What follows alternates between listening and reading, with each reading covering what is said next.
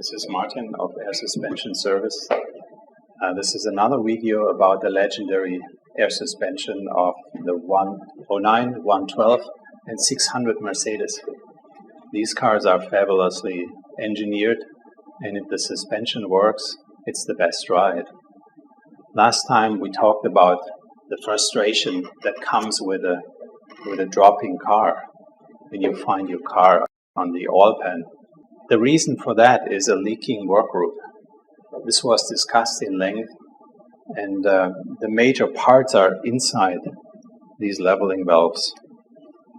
It is the E valve, the A valve, and the STK toggle that leak, and that will bring your car down. Now, this time, in this video, I want to talk about ascension. The car being up, that means E valve, A valve, and STK is airtight.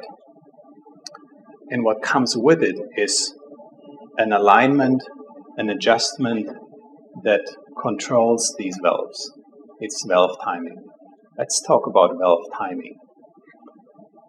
Going back to the core of the mechanism, what's happening inside is we have the lever moving, and with the lever moving, it moves the toggle of STK together with the piston, controlling the E valve and the A valve. If I talk about valve timing, it is important to know that there should be no overlap. That means there must be a null zone. In the neutral position, if this valve is at null, which is marked by this pin here that comes into place, in the null zone, this is the height of the car. The valves are not moving. That means E and A is closed on the lower part, that's indicated. So let's do a little exercise. We are in the car. You are the driver of this car. You get out of the car. The car is going up. The car will be higher, and the exhaust valve will open, bring the car back. Now, in the next scenario, the car is sitting on the street. You enter the car. The car is going down, and E starts opening, and the car will go up and end up in both times, in both scenarios, in the null zone. So this null zone is probably a couple millimeters of height, car height, which translates to 0.08 millimeters of control valve. Let's say the exhaust valve wants to open. This piston pushes in, and the valve seat here will open not all of a sudden. It will take some time or some while until it opens fully.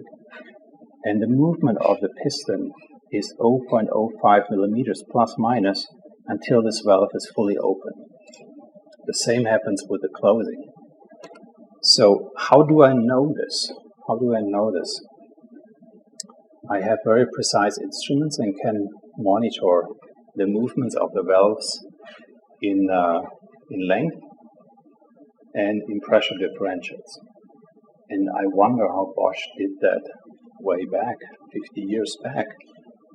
If they had not these instruments, I just don't know how they could adjust the valve timing that precisely.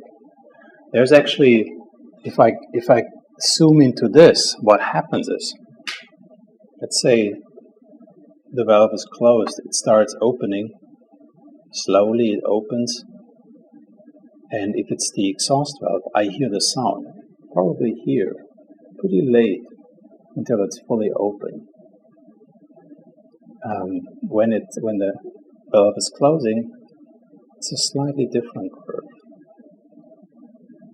This is a detail. This is not probably very interesting, but I'm doing some research on that. So now these valves are airtight, they are adjusted, and they are ready for shipment. And you see each valve has a little passport. It says the numbers, it says the adjustment and the date and so on. I have a record of these, and I also give some guarantee for Kent.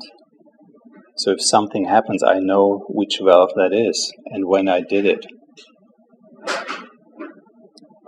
Now, these valves are ready for shipment, as I said. These air fittings will be closed, and off it goes across the continent to the west coast. And I hope that Kent will give you a little video about installing these valves in his car and about the ride, of course.